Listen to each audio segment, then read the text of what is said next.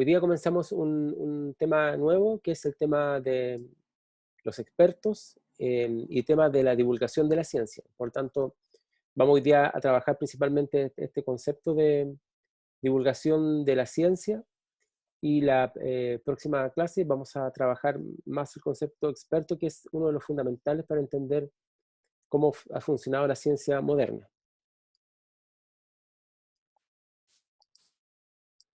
Este está basado en el texto que está en clase, ¿no es cierto?, sobre la divulgación científica que está dentro del programa, y que correspondía, ¿no es cierto?, a la semana de hoy, de Agustín Nieto. Entonces, em, si tomamos el concepto de divulgación, se puede definir como, bueno, en términos generales, como un proceso de transmisión del conocimiento científico. Es decir, cuando los expertos, que son los que supuestamente saben, le entregan el conocimiento a los que supuestamente no saben, que en español se dice profanos. O sea, experto es el que sabe, profanos el que no tiene conocimiento.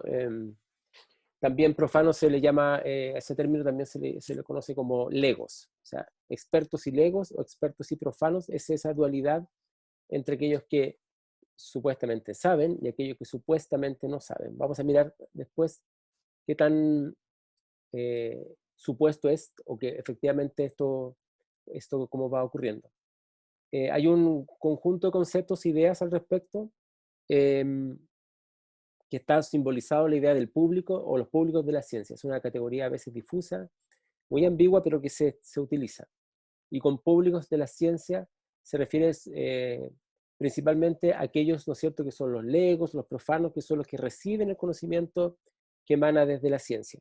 Esto es muy característico cuando ustedes piensan que las informaciones que aparecen en la prensa, por ejemplo, qué sé yo, ¿no es cierto?, de astronomía, donde cuentan el descubrimiento de algún fenómeno no conocido, o qué sé yo, cuando hace poco se habló de que había evidencia de existencia de agua, por ejemplo, en la Luna, digamos. Eso sería un caso típico de divulgación. Eh, También de divulgación científica para el público interesado, ¿no es cierto? Tiene que ver todo lo que está informándose a partir del problema que estamos enfrentando, esta crisis sanitaria con el coronavirus, la vacuna, etcétera. Todo eso tiene que ver un poco con divulgación. Entonces, los públicos reciben esa información desde los medios de comunicación principalmente, y esto ocurrió, vamos a ver que en siglos anteriores, a través de otros medios diferentes a los que tenemos hoy día, pero más o menos es la misma idea. Lo que ha ocurrido este último tiempo es que se ha ido discutiendo efectivamente si existen grupos que no saben nada y grupos que tienen un conocimiento sobre un tema. ¿Mm? Al margen de que las experticias que vamos a ver en la próxima clase, es un fenómeno que se estudia de la historia de la ciencia, porque efectivamente el experto es parte de cómo se concibe el conocimiento científico, pero no está tan claro que efectivamente los que no saben realmente no saben nada, y o tampoco está claro que los que saben son los que realmente conocen todo tipo de, digamos, de conocimientos. ¿Qué tan específico puede ser eso o no? Eso es lo que se discute. Por lo tanto, según lo que dice este autor, Agustín Nieto, se perforan de alguna manera las murallas de los que saben y los que no saben, y en algún momento todos somos parte de un público de la ciencia. Los estudiantes, los visitantes, los espectadores, los usuarios, los pacientes, son los típicos públicos de la ciencia, pero también los divulgadores, es decir, los que transmiten la información científica en la prensa, los amateurs, que son aquellos que se dedican a la ciencia sin ser profesionales de la ciencia. Por ejemplo, hay amateurs en astronomía, hay amateurs eh, en distintas áreas, digamos, donde un conocimiento puede ser, ¿no es cierto?, construido. Pero también hay expertos de un determinado corpus intelectual que efectivamente no manejan todos los digamos, todo el conjunto de elementos necesarios para construir un conocimiento, y por lo tanto también en algún momento son públicos. Esto es muy característico. Uno puede ser un experto en un tema, pero eventualmente, ¿no es cierto?, claramente es un público, un lego en otros. No porque uno sea un doctor, tenga investigación científica, o haya ganado premios o lo que sea, significa que va a conocer de todos los temas. Y también hay que decir que mientras más se ha desarrollado el conocimiento científico desde el siglo XVI, como conocimiento moderno, más se ha constituido como un conocimiento experto muy específico, tanto así que ni siquiera uno conoce lo que hacen sus propios colegas. O sea, uno conoce lo que hacen los colegas que están involucrados con el tema que uno trabaja, y no podría ni siquiera conversarlo con el colega, ¿no es cierto?, de la oficina al lado, que estemos en el mismo departamento en la universidad. Uno va a congresos de su especialidad. Yo puedo comentar mi caso, que pasé de congresos de historia a congresos de historia de la ciencia, y ahora voy a congresos de historia de los instrumentos, y dentro de la historia de los instrumentos, un tipo de instrumento astronómico específico, etcétera. Y también pasa lo mismo con las publicaciones que uno tiene, por lo tanto cada vez va leyendo a un espacio más pequeño de todo el espectro de conocimiento. Por lo tanto, mientras más conozco como profesor universitario, menos sé de otros temas. O sea, me transformo, como todo, ¿no es cierto?, en un público, a pesar de que uno pueda tener una experticia en un área. Incluso los grandes expertos mundiales, qué sé yo, en partículas subatómicas o en biología molecular, por ejemplo, son también profanos con relación a otros ámbitos del saber, como lo había estado estableciendo ahora. Acá lo importante es pensar qué es el público de la ciencia, no cualquier público.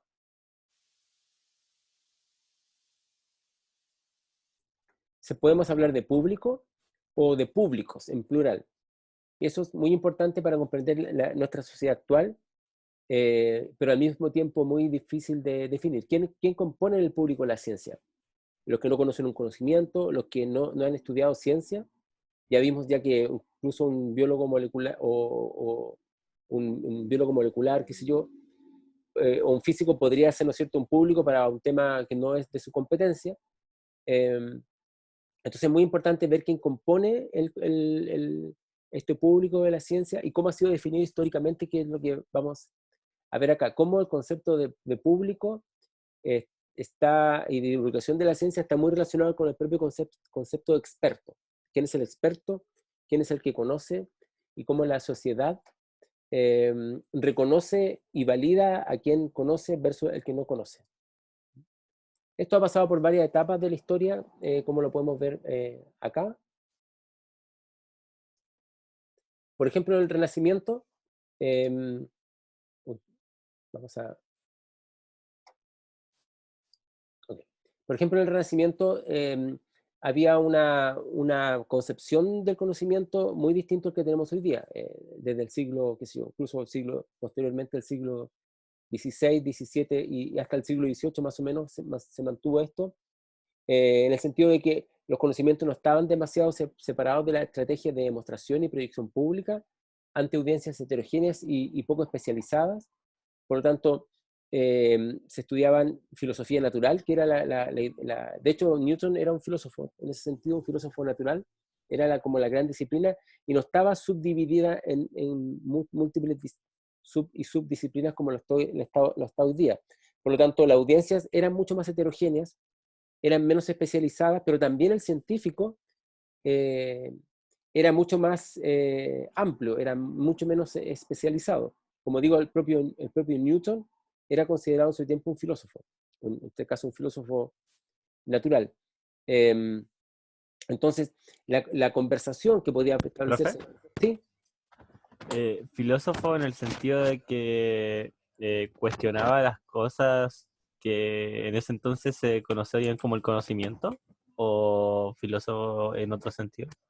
Yo diría en otro sentido, porque el conocimiento era la filosofía, y había una filosofía más, digamos, clásica, que estudiaba la metafísica, que estudiaba, ¿no es cierto?, a los clásicos de la antigüedad, y había una filosofía natural, que era lo que involucraba las disciplinas que hoy día conocemos como la física, la química, y la biología también. La biología se aparta un poco porque va por el lado también de la medicina, pero ellos eran considerados filósofos, de alguna forma. De hecho, hasta hoy día el grado de doctor en muchos países europeos es un doctor filosófico, es un doctor en filosofía, con la especialidad, digamos, que lo hace distinto a si es filosofía naturalis o es filosofía, digamos, a secas. Entonces, eso no solamente quiere decir que los grados eran, como hoy día, digamos, un poco más, perdón, que los grados eran más amplios que los que pensamos hoy día, eh, sino también que el concepto de disciplina que hoy manejamos no existía en el siglo XVIII. Esto va cambiando a través del tiempo, eh, y, ¿no es cierto?, va a empezar a cambiar. En este momento, ¿no es cierto?, la frontera entre el conocimiento, el entretenimiento, la utilidad, entre el profesional y el amateur, se difuminan entre un mundo académico y el profano. Por ejemplo, un caso muy característico tiene que ver con la distancia que había entre los fabricantes de instrumentos de precisión. Uno lo puede ver en el siglo XVI, pero hasta el siglo XVIII tal vez puede verse en Europa, y aquellos que eran los filósofos naturales que hablaban, por ejemplo, de las leyes de la física o las leyes de la química, etc. Para el fabricante de instrumentos de precisión, como el teodolito, como los instrumentos de observación astronómica, eh, o algún instrumento de medida, algún instrumento de peso, lo importante era que el instrumento funcionara, que funcionara para el comercio, que funcionara principalmente para el comercio, ¿no? Y también, ¿no es cierto?, para la navegación. Pero si eso estaba acorde, por ejemplo, con las visiones ptolomeicas o de cualquier otro del universo, da un poco igual. Lo importante que era que tú con un instrumento específico eh, podías, ¿no es cierto?, mirar un astro concreto y a partir de eso, ¿no es cierto?, poder ubicarte espacialmente, por ejemplo, en la inmensidad del océano. Eh, Hasta el siglo XVIII, entonces, los fabricantes de instrumentos se validaban porque los instrumentos funcionaban y permitían que uno se ubicara y que el barco no encallara, digamos, que se pudieran hacer cartografías, etc. Pero a partir del siglo XVIII empieza a ponerse como más, a haber una tensión, perdón, entre los filósofos naturales que estaban en la universidad y los fabricantes de instrumentos, de modo que los instrumentos van a tener que también hacerse parte un poco de la cosmovisión de la ciencia que se tenía, o del conocimiento que se tenía en la universidad. Entonces, tenemos que hasta el siglo XVIII el conocimiento era más general, que era todo considerado parte de un poco de la filosofía, que hasta hoy día nos queda con la idea de los títulos que uno obtiene cuando es doctor, que es doctor en filosofía siempre, por lo menos en algunos países de Europa que son más antiguos en sus estudios.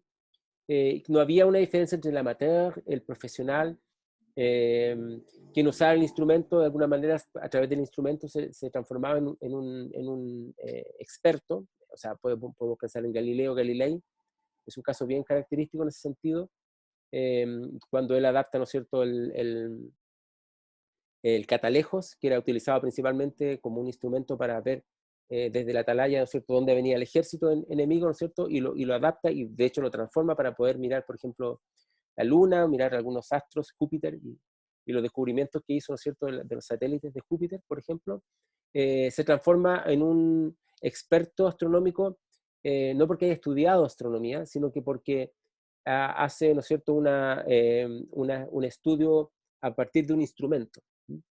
Em, por lo tanto, hasta el siglo XVIII, ¿no es cierto?, hay nuevos espacios para la esfera pública y hay un estímulo para un conjunto de visiones de la naturaleza que se construía a partir de un espacio de lo público.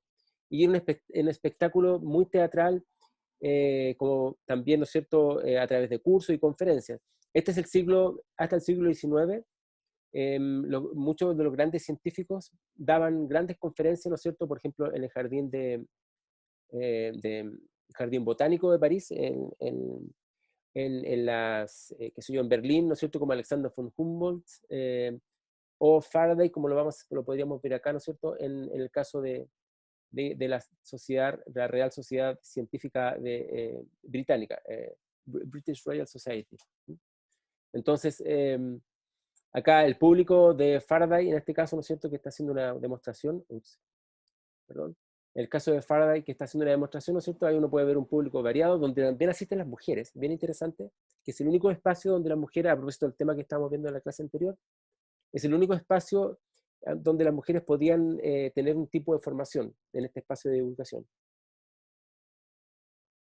Es muy para la aristocracia, evidentemente, ¿no es cierto?, no todos podían entrar, pero ahí, ¿no es cierto?, se está demostrando la ciencia. Por lo tanto, el científico no se valida en su experticia en los papers científicos, en los congresos científicos que ni siquiera existían, los congresos, sino que se valida en el espacio de lo público. Y eso uno lo puede ver en Francia, lo puede ver en este caso en Londres, eso yo lo puede ver en Berlín, en Ámsterdam. También ocurría, por ejemplo, para el conocimiento médico, y se hacían operaciones, ¿no es cierto?, y demostraciones médicas en un anfiteatro muy grande, donde incluso, bueno, ahí se pagaba, entonces se pagaba, porque aparte de un espectáculo, se pagaba por ir a presenciar, ¿no es cierto?, un espectáculo de una demostración de la fuerza eléctrica, por ejemplo, o magnética, que se utilizaba mucho. En el caso Faraday, la electricidad también. O para ir a presenciar, por ejemplo, una cirugía. Entonces la gente pagaba y, ¿no es cierto?, podía mirar en ese anfiteatro cómo se estaba, por ejemplo, haciendo autopsias, que también, en lo que más se usaba más que cirugía, perdón, era autopsias.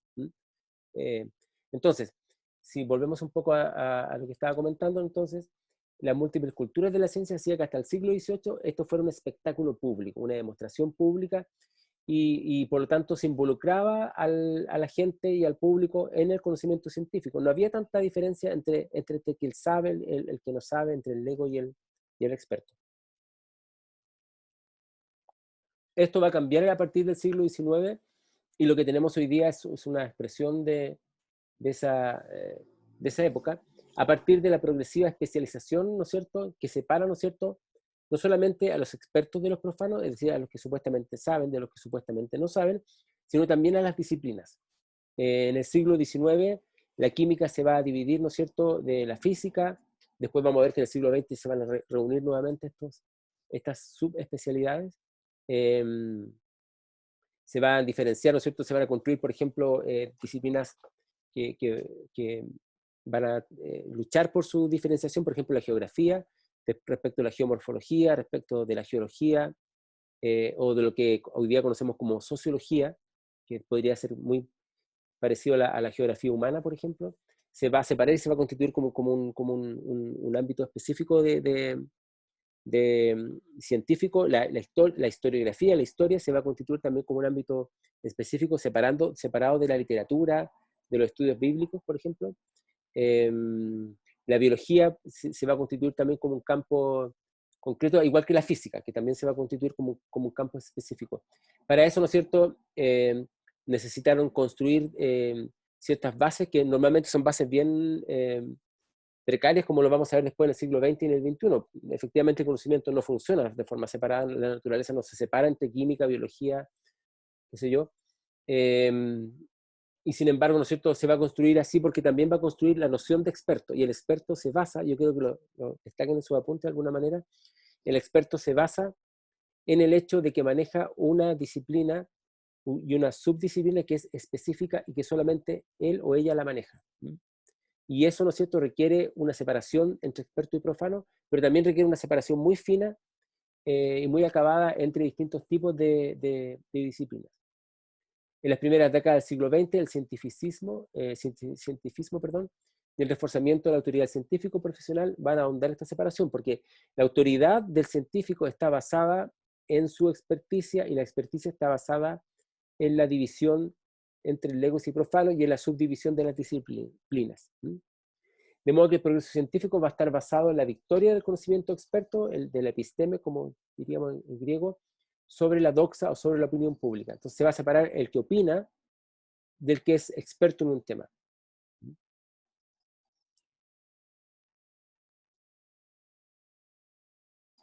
No sé si hasta acá hay preguntas sobre lo que he estado explicando de alguna forma. Pueden hacerlo por el chat también, si quieren.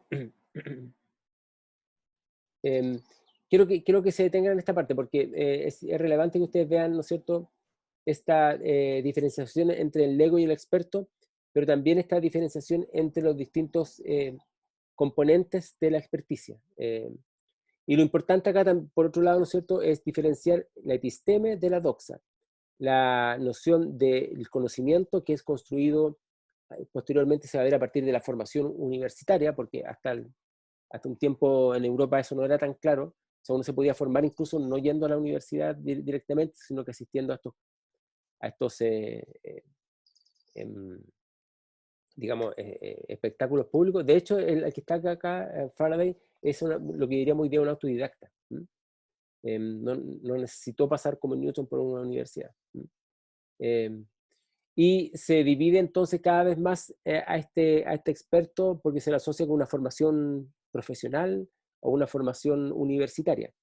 Y se van a crear en el siglo XIX, a fines del siglo XIX, ya prácticamente en el XX, los departamentos universitarios. Antes eran departamentos de ciencia, perdón, una facultad de ciencia, y se van a construir departamentos específicos dentro de las facultades. Y que va a ser un fenómeno más bien burocrático, para diferenciar la química, la física, la biología, etcétera, de la matemática. Y ¿no es cierto?, va a partir de la formación de los departamentos y a partir de esta idea de que la episteme está por sobre la doxa o la opinión pública, se van a construir la autoridad del científico y de la científica posteriormente cuando la mujer sea reconocida como científica. Entonces se va de alguna manera eh, a construir una noción de autoridad que va a estar basada en estas perspectivas que estamos viendo acá. Bien, hasta el siglo XX esto más o menos funcionó en el sentido de que se separaba la doxa del episteme, que más o menos había claridad también respecto de que el conocimiento experto nos llevaba a la felicidad y el conocimiento científico nos llevaba, ¿no es cierto?, a una superación de los problemas que había tenido la humanidad hasta hace tiempo, ¿no es cierto? Sin embargo, en el siglo XX esto va a cambiar y esto nosotros somos hijos e hijas, ¿no es cierto?, de este cambio. Y nuestra mirada sobre la ciencia está mucho más cercana a lo que ocurrió después de la Segunda Guerra Mundial, sobre todo, que en el periodo, ¿no es cierto?, más cercano al siglo XIX. Después de la Segunda Guerra se constituye un espacio muy fuerte de críticas a las finalidades de la ciencia. Si la ciencia estaba construida para la felicidad del ser humano, o había terminado siendo, ¿no es cierto?, el gran, digamos, impulso y la gran base para los complejos militares e industriales. Por lo tanto, esa crítica a la finalidad de la ciencia hizo, ¿no es cierto?, que muchos científicos buscaran la manera de reconstituir este conocimiento como había sido en el siglo XIX, esta relación, perdón, entre los profanos y los legos, entre las personas comunes y corrientes y los científicos, en una suerte de intento de, como dice el autor, de evangelización a estos supuestos profanos, sumidos en una especie de pozo epistemológico de inferioridad intelectual, ¿no es cierto?, de las grandes bondades de la ciencia.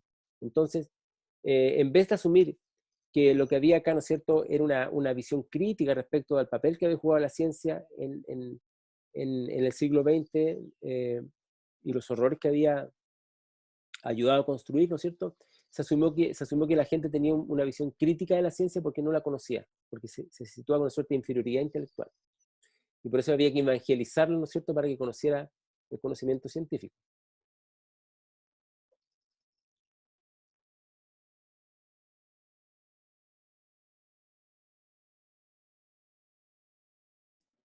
Y entonces se constituyen diferentes modelos de divulgación y cultura científica que van a tratar de enseñar a las personas, ¿no es cierto?, qué es lo que es la ciencia y por qué tiene un valor. Hay una cosa que me faltó decir antes, que dentro de los grandes problemas que ocurre, digamos, con esta perspectiva de por qué la ciencia es considerada em, como algo, digamos, que no necesariamente lleva a la felicidad, tiene que ver con las grandes tragedias de la Segunda Guerra Mundial, con la bomba atómica en Hiroshima y Nagasaki, con el holocausto nazi, ¿no es cierto?, a los judíos, el holocausto de los judíos.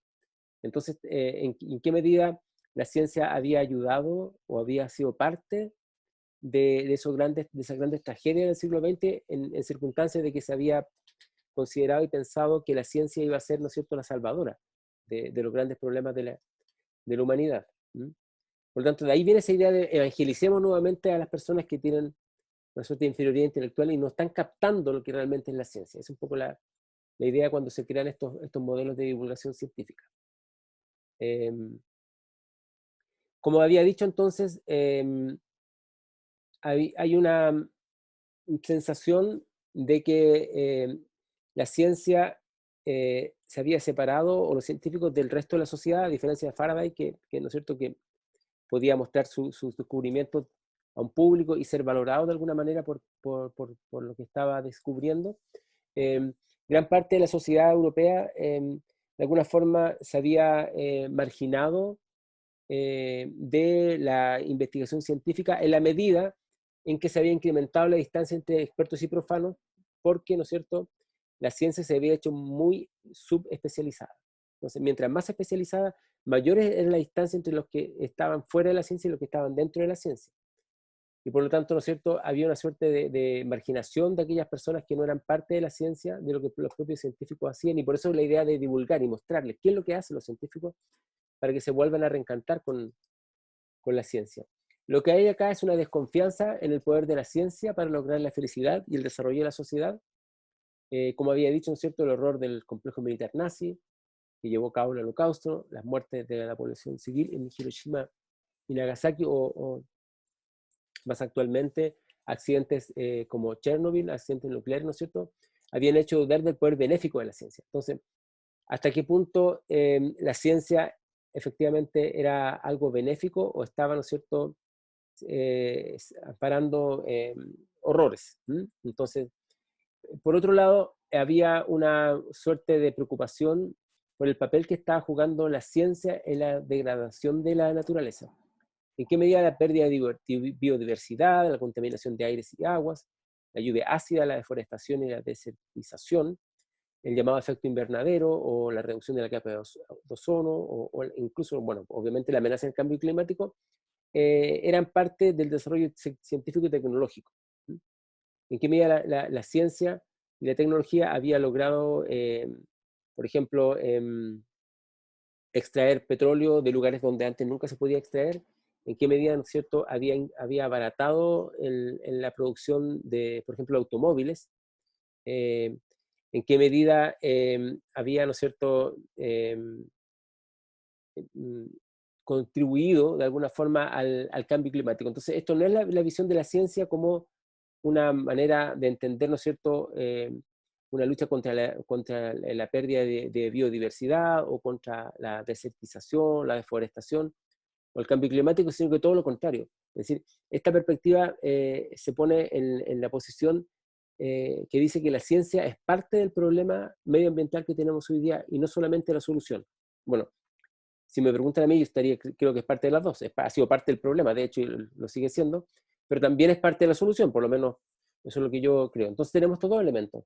Los grandes horrores que trajo la Segunda Guerra Mundial, que fue muy fuerte para la conciencia europea, ¿no es cierto? Y eso se traspasó a todo el resto del mundo.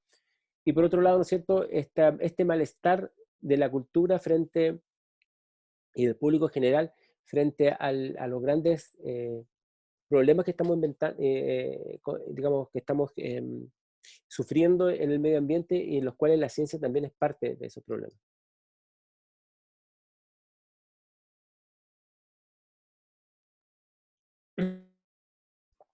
Em, Esta imagen negativa, ¿no es cierto?, hizo construir un modelo que se llama el modelo del déficit, que es el modelo que actualmente en muchos países existe respecto de la idea de divulgación científica.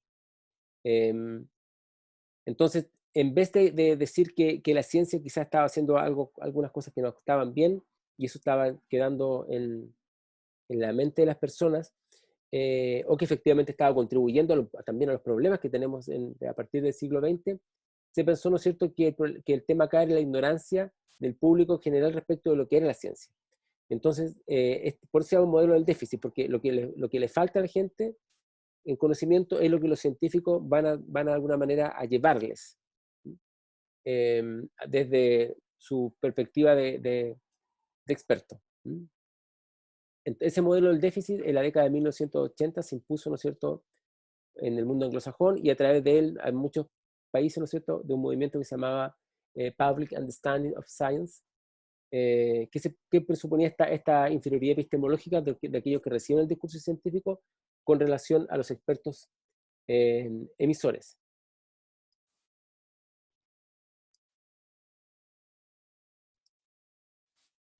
Este déficit, ¿no es cierto?, se justificaba en una suerte de cruzada científica que siempre es vertical y unidireccional. Esa parte de la idea de que los científicos son los que saben, la gente es la que no sabe, por tanto es vertical y solamente va en una dirección, de los científicos al público general, ¿no es cierto?, de arriba a abajo, y de alguna manera legitima la alianza entre los intereses profesionales de los científicos, el poder político corporativo, que se empieza a preocupar más por la justificación de la ciencia que por su efectiva comprensión entre públicos amplios. Es decir, se va a preocupar mucho en esta perspectiva de divulgar la ciencia, sobre todo, ¿no es cierto?, de justificar eh, que la ciencia eh, solicite y utilice gran cantidad de recursos. Es un tema económico también, ¿no?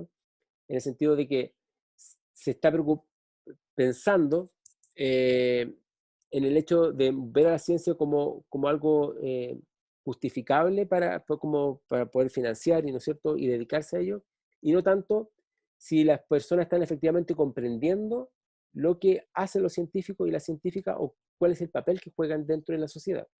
Eh, Antes de pensar en el papel que juegan en la sociedad o de dónde viene, ¿no es cierto?, ese papel, se están preocupando, ¿no es cierto?, en mostrar los efectos que tiene la ciencia, efectos benéficos para la salud, efectos para conocer, ¿no es cierto?, el cosmos, etcétera.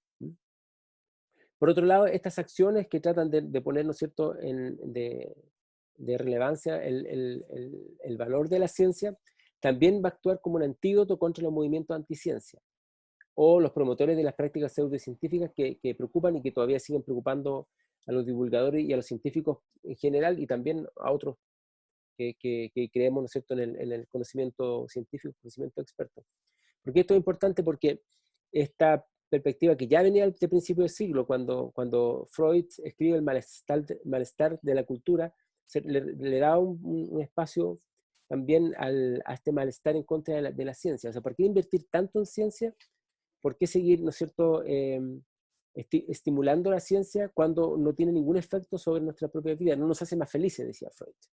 Entonces, ese malestar se ha transformado a lo largo del tiempo en un movimiento anticiencia, que ha llegado, ¿no es cierto?, a los niveles más irrisorios de pensar que la ciencia es una suerte de conspiración mundial y que los científicos participan de ella, ¿no es cierto?, para hacernos creer cosas que no son y simplemente, ¿no es cierto?, eh, justificar el uso de enormes recursos. Los terraplanistas, por ejemplo, parten de ese principio. Yo creo que no habría que dedicarle mucho tiempo a esta perspectiva de los terraplanistas, porque no tiene evidentemente ningún sustento. Sin embargo, la creencia de que los científicos nos han ocultado durante mucho tiempo que la Tierra es plana, y esa perspectiva, ¿no es cierto?, se basa justamente en el hecho de que engañan al público para, ¿no es cierto?, justificar sus propios ingresos. Otros movimientos anticiencia no son tan descabellados y están basados en otro tipo de temores, por ejemplo, los movimientos antivacunas, que también es algo que se puede ver, ¿no es cierto?, en este momento.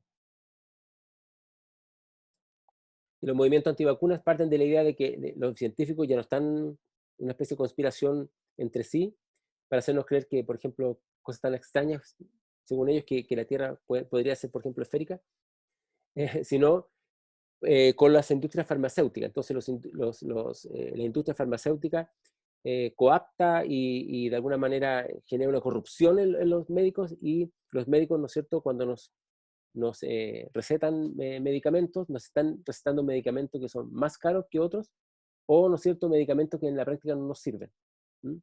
Y ese movimiento antivacuna parte un poco de esa idea de que los médicos están eh,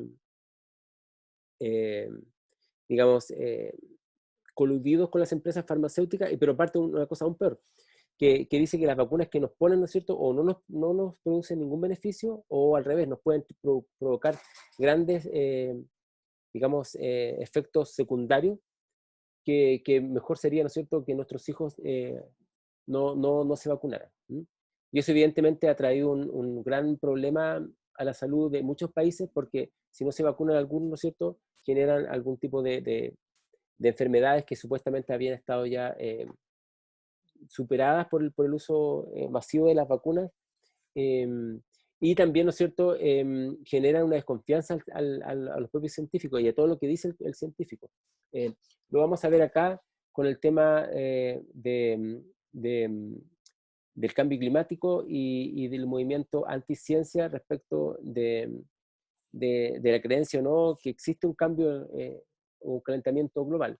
O sea, el actual presidente de los Estados Unidos, de Brasil incluso, y otros lugares del mundo participan un poco de esta perspectiva, que dicen que efectivamente los científicos o no saben, como dijo Trump hace poco, o nos están engañando, haciéndonos creer que hay un cambio climático, cuando en realidad lo que existe simplemente son intereses de los científicos para que les sigamos financiando sus intereses, digamos, individuales de conocer.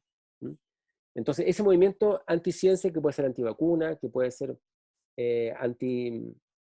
digamos, una suerte de negacionista del cambio climático, etc., son tan fuertes que esta cruzada, de alguna forma, que desde arriba viene, ¿no es cierto?, para enseñarle a la gente y hacer valorar a la ciencia, ¿no es cierto?, lo pone como una primera, digamos, una primera cuestión. También, ¿no es cierto?, el enfrentarse a las prácticas pseudocientíficas. Por ejemplo, en la medicina se da mucho. ¿En qué sentido la ciencia construye un conocimiento sobre el cuerpo humano, sobre la salud y la enfermedad, ¿no es cierto?, que de alguna manera ve que fuera de ese conocimiento no hay más que pseudociencia. Y por lo tanto, qué sé yo, ve, ¿no es cierto?, que ciertas prácticas, ciertos tratamientos, ¿no es cierto?, pseudocientíficos, lo que hacen finalmente es provocar que la gente se enferme, digamos, porque no están basados en la ciencia. Entonces, ahí también hay una especie de tensión entre el conocimiento general del público, que tiene de las plantas, que tiene de su propio cuerpo, ¿no es cierto?, versus el conocimiento científico, que se constituye como un conocimiento autorizado. Es decir, por más que la gente conozca de plantas y del cuerpo, ¿no es cierto?, el conocimiento científico es el que se ve como el único capaz de ser válido. ¿Mm? Aquí hay una relación con el conocimiento ancestral que es un poco más compleja. Por ejemplo, en el caso de Chile, nosotros tenemos en la Araucanía hospitales que tienen dos formas de entender, ¿no es cierto?, el tratamiento médico, que una tiene que ver con el tratamiento que hacen algunas autoridades de las comunidades indígenas, ¿cierto? Y otro el que hace el médico. Entonces, en el hospital, que es cuando tiene esa visión cultural, como lo que ocurre en la Araucanía, ustedes tienen, por ejemplo, dentro del hospital una farmacia eh, como, como científica y otra farmacia, ¿no es cierto?, con productos naturales, que son recetados también por las machis, en fin, por aquellas personas o los machis que están en contacto con ese tipo de conocimiento. Entonces acá tenemos que desechar todo el conocimiento pseudocientífico como no válido, porque en el fondo es un embaucamiento para socavar también el conocimiento científico, o tenemos que ir aceptando algún tipo de conocimiento que nosotros no conocemos, que está fuera del conocimiento científico y efectivamente también puede ser válido. Hay que ver eso. Eso es lo que se discute acá. El movimiento de divulgación y del déficit, por supuesto, supone que solo los científicos es válido, el resto no tiene ninguna validez.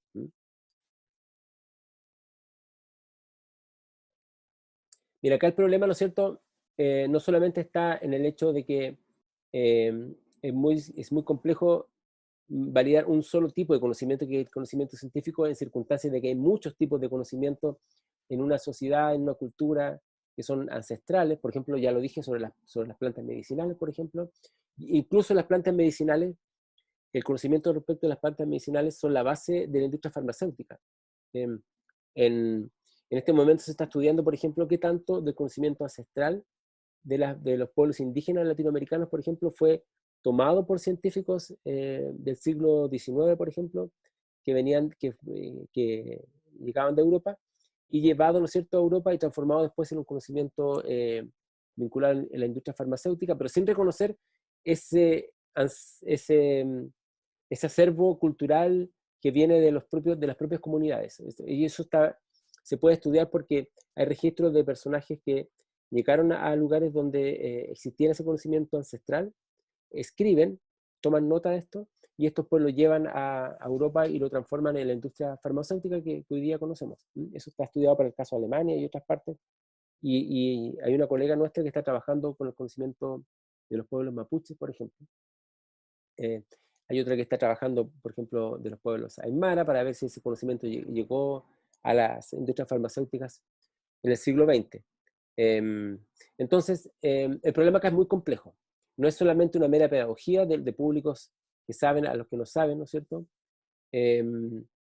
También respecto del papel que juega en la sociedad, la ciencia, en términos de su valoración para, por ejemplo, considerar o no la posibilidad de financiar el conocimiento científico. Aquí hay estudios que muestran, ¿no es cierto?, que muchas poblaciones de países occidentales aprueban con su voto, ¿no es cierto?, sumas enormes de dinero para la investigación científica, aunque ellos no puedan entender qué es lo que significa, ¿no es cierto?, la ciencia en sí misma, ni para qué funciona.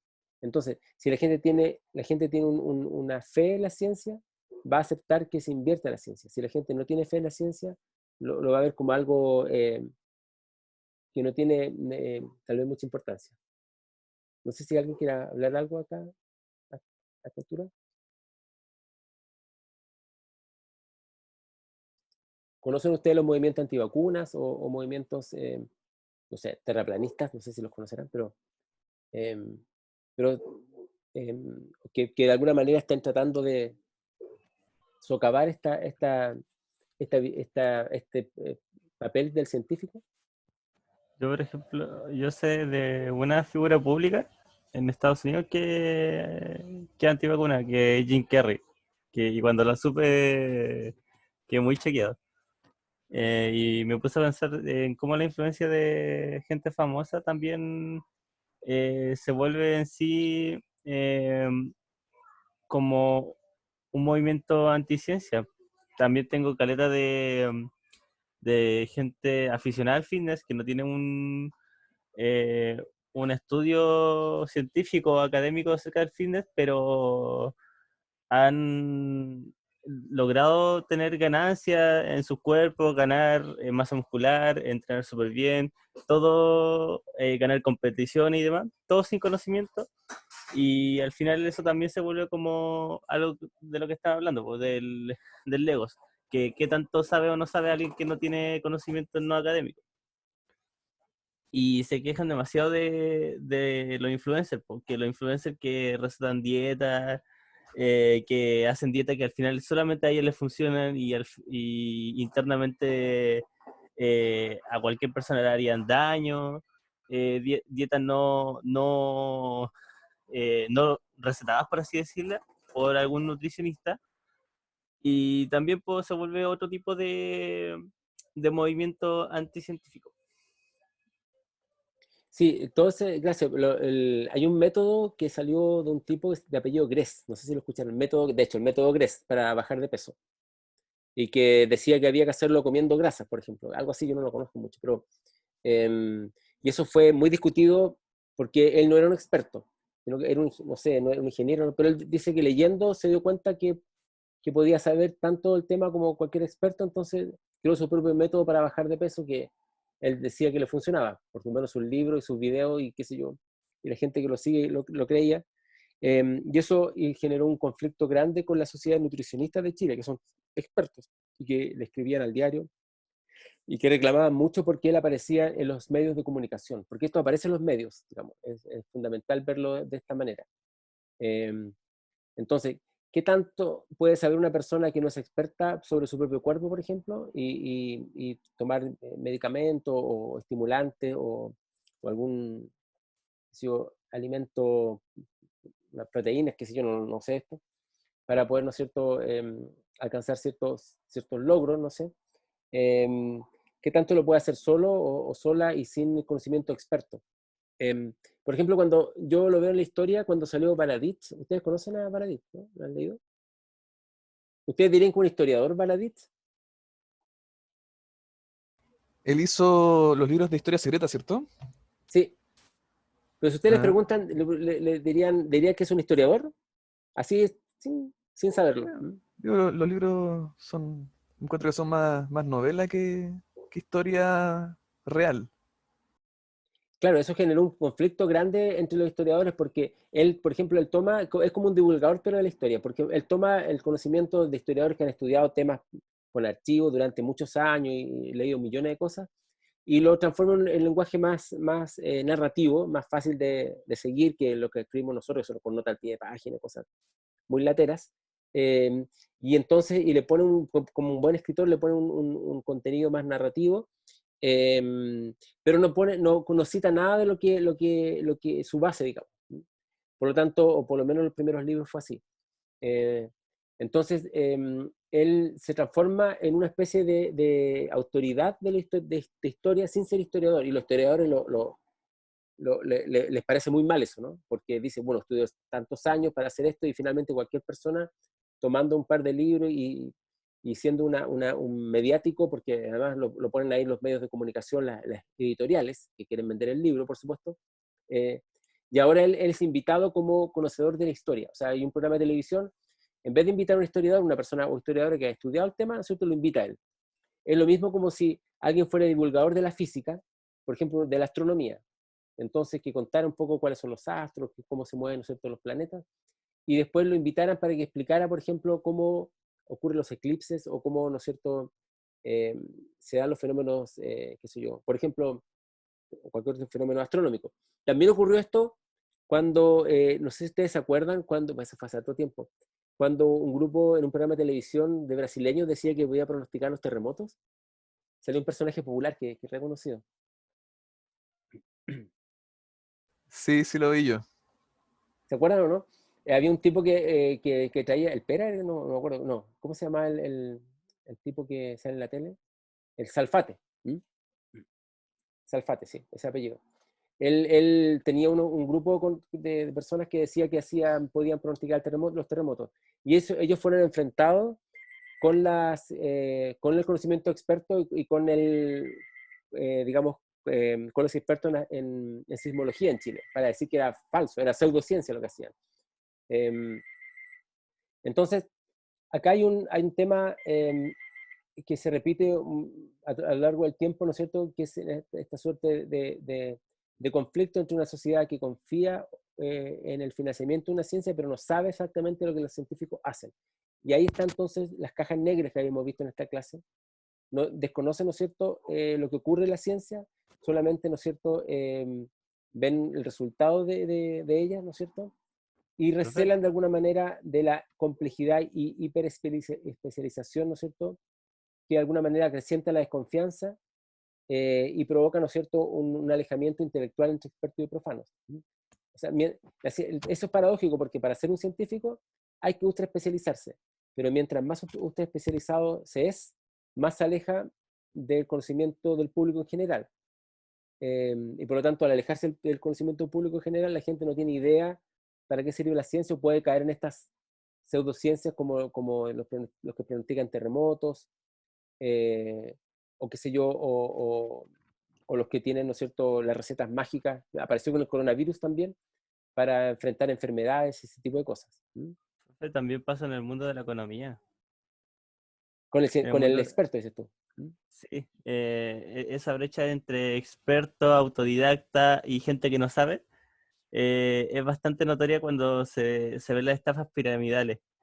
Como que está el estafador, el que ayuda a estafar, diciéndose autodidacta y diciendo que todo lo aprendió y jactándose de que no fue un conocimiento adquirido académicamente y de que ya está bien que funcione, pero aún así estafa a otras personas que menos saben, tal vez. Y sí, ser tu propio jefe. Y al final se crea esta estafa piramidal.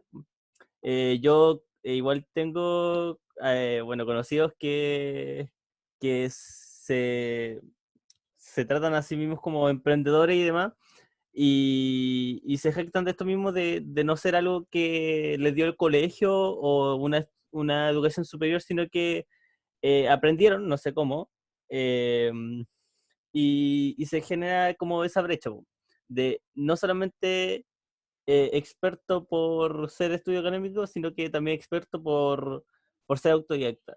No sé si es que hay algo autodidacta en este mundo, realmente, si es que el conocimiento salga como de un éter y exista el término autodidacta como tal, o sino que al usar el término autodidacta no lo hacen como que se genera el conocimiento instantáneamente, sino que se genera de algo no académico.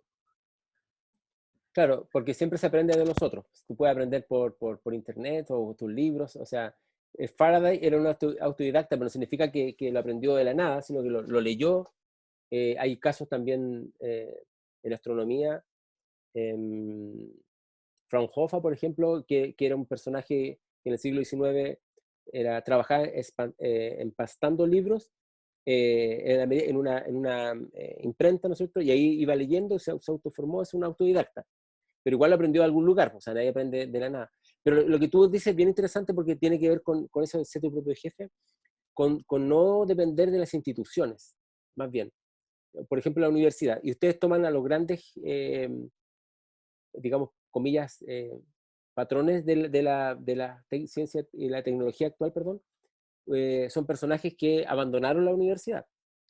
O sea, el creador de Facebook, los creadores de Google, Steve Jobs de Apple, y podríamos nombrar a otros más, no sé si el creador de Tesla también pasó por eso, no lo sé, Zuckerberg, ¿sí?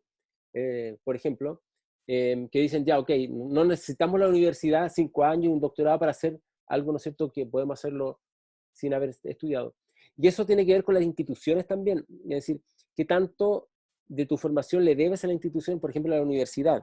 Yo creo que es un tema bien relevante, incluso para nosotros hoy día, porque eso también podría explicar eh, por qué algunos estudiantes no ven a los paros, por ejemplo, como algo tan significativo. Perder clases a veces pareciera que no importara tanto, porque en el fondo esa formación que uno le da como profesor en la universidad, ellos la pueden obtener de otro lado, de cualquier parte, digamos.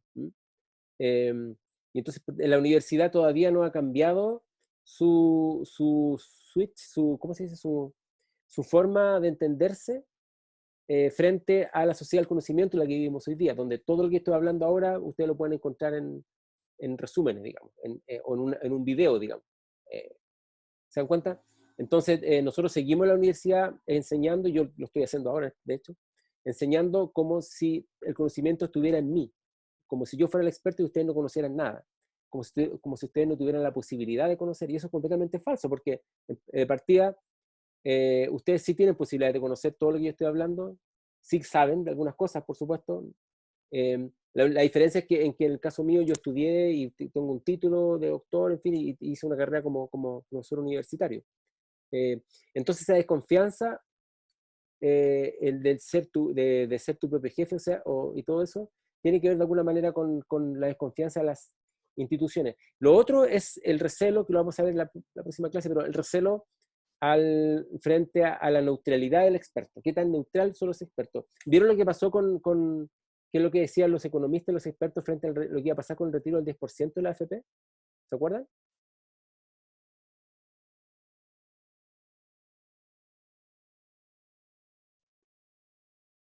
¿Escucharon alguna vez un comentario de los expertos, ¿no? ¿Qué es lo que iba a pasar si se retiraban el 10% de la AFP? ¿Qué iba a ocurrir con la economía chilena?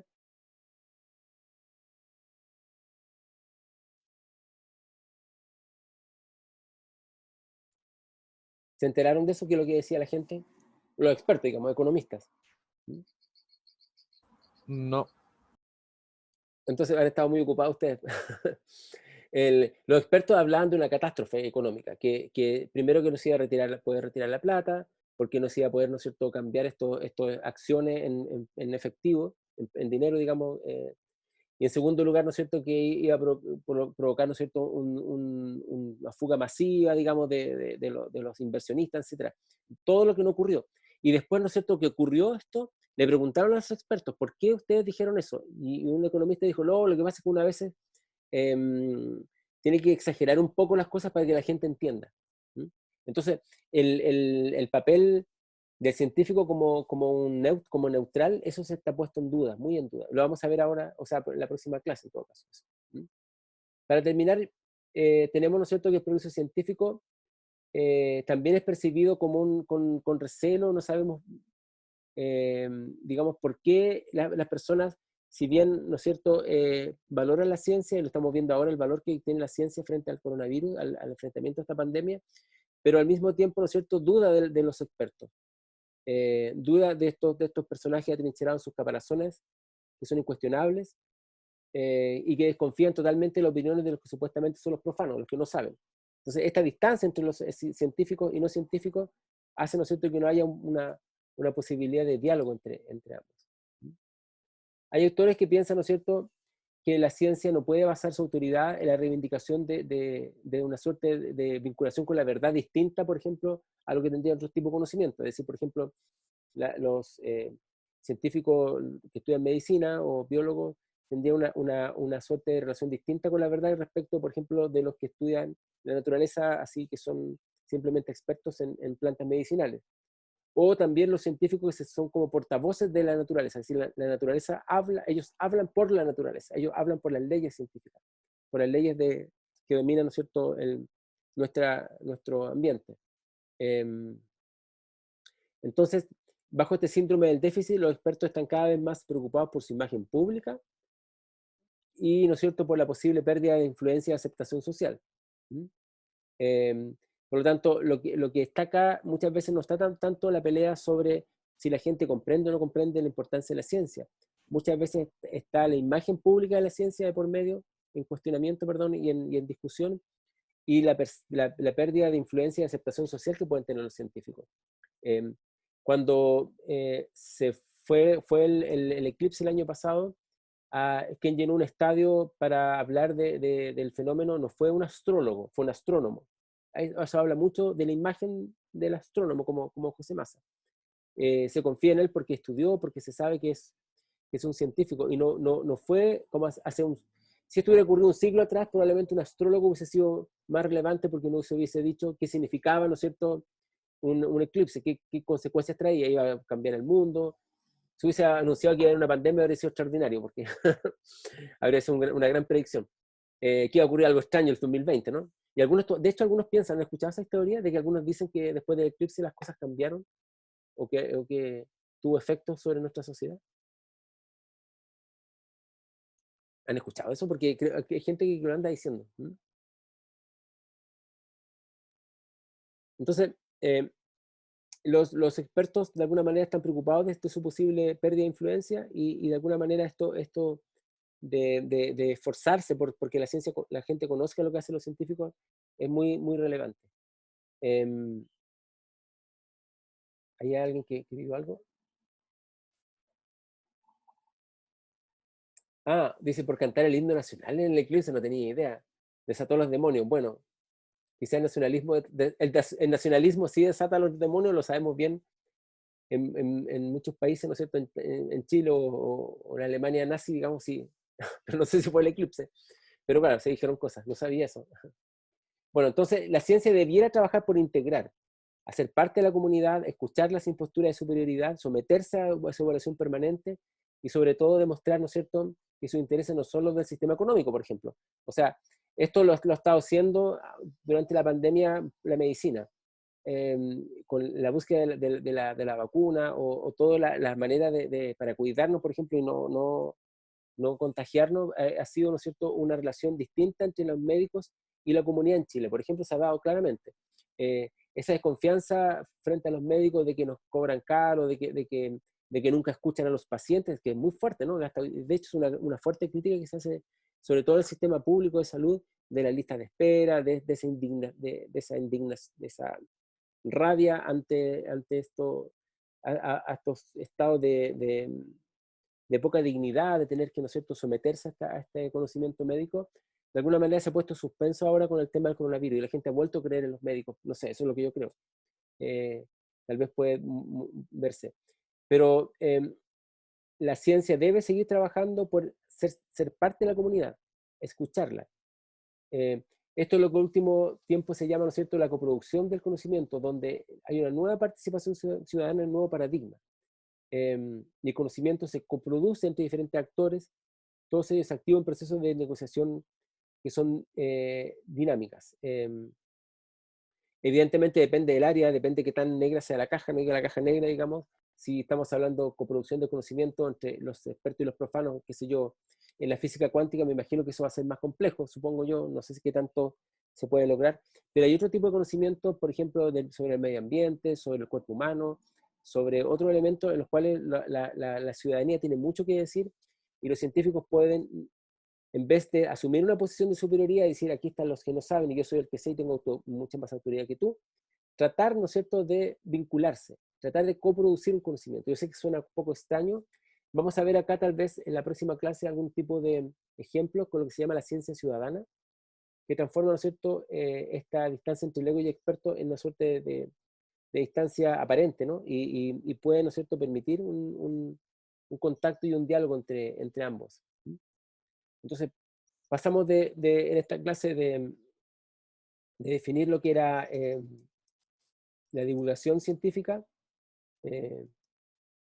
o del tiempo, ¿no es cierto?, de Faraday, donde la ciencia era un espectáculo, a una ciencia en la cual los científicos tienen prácticamente la supremacía y el monopolio del conocimiento. Entonces, el monopolio del conocimiento sí en las comunidades genera desconfianza, genera movimientos anticiencia o antivacunas, genera, ¿no es cierto?, una suerte de suspicacia. Y eso es lo que hay que evitar, porque dado que la ciencia es tan relevante, tan importante en nuestra sociedad, lo estamos viendo ahora en esta pandemia, y dado que requiere tanto financiamiento, y también requiere gente, requiere hay que apoyarla, digamos. Requiere gente, requiere ustedes como profesores de física y matemáticas, van a ser súper relevantes, y profesoras también, van a ser súper relevantes en entusiasmar a sus estudiantes, a ellas y a ellos, ¿no es cierto?, para que puedan dedicarse algunos de ellos a la ciencia, o ellas.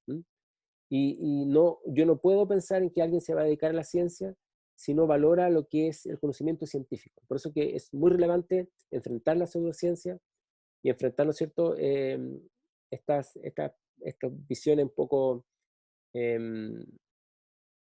de teorías conspirativas, digamos, que atentan contra la real valoración de la ciencia.